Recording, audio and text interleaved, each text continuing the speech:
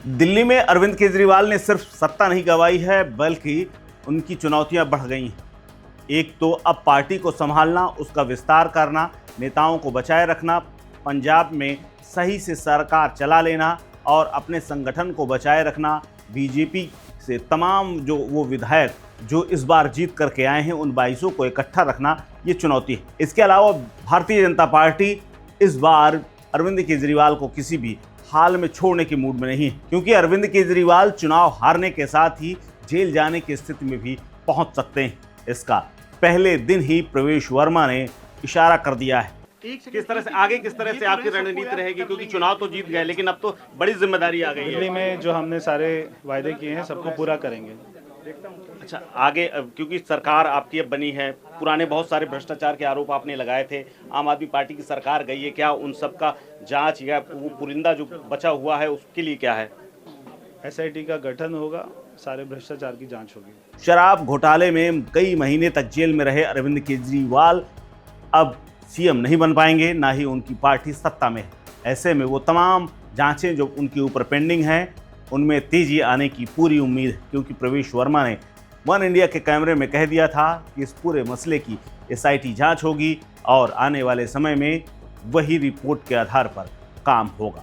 इसके अलावा आपको बता दें कि अरविंद केजरीवाल के खिलाफ जल्द ही SIT के अलावा NIA की जांच भी हो सकती है, क्योंकि पिछले साल मई के महीने में ही दिल्ली के LG VK सक्सेना की ओर से प्रतिबंधित आतंकवादी संगठन जिससे चंदा लेने के आरोप लगे थे, उस मामले की जांच भी केजरीवाल के खिलाफ NIA कर सकती है और उसकी सिफारिश हुई थी।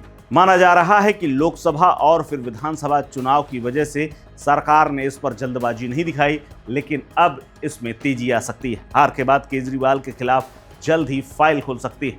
वहीं दूसरी तरफ राज्यपाल ने भी जिस तरह से दिल्ली के तमाम दफ्तरों को सुरक्षित करने के लिए अधिकारियों को भेज दिया था, इसके अलावा तमाम फाइलें और कंप्यूटर्स को यथा उचित रखने के लिए आदेश दे दिए थे, उसके बाद परिस्थितियां बदल गई हैं और अरविंद केजरीवाल की मुश्किलें बढ़ सकती हैं, माना जा रहा है। और बीजेपी के तमाम सूत्र बताते हैं कि अरविंद केजरीवाल को इस बात का भी डर है कि उन्हें कभी भी जेल भेजा जा सकता है।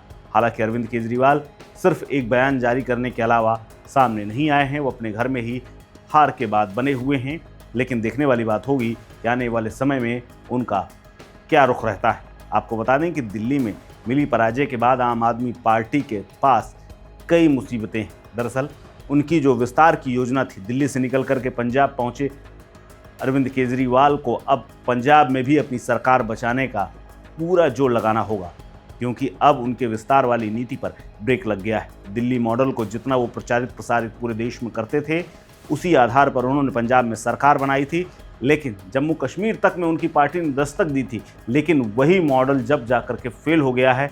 अब ऐसे में यूपी, मध्य प्रदेश, राजस्थान और तमाम अन्य राज्यों में आम आदमी पार्टी का जो हल्का फुल्का थोड़ा बहुत संगठन खड़ा हुआ था, अब वो भी खतरे में। अब दिल्ली की हार की वजह से तमाम विस्तार की योजनाएं न सिर्फ धीमी पड़ती हुई नजर आ रही हैं, बल्कि अब संगठन का कमज़ोर होना और संगठन में भगदड़, बगावत और बिखराव का मूड भी देखा जा सकता है।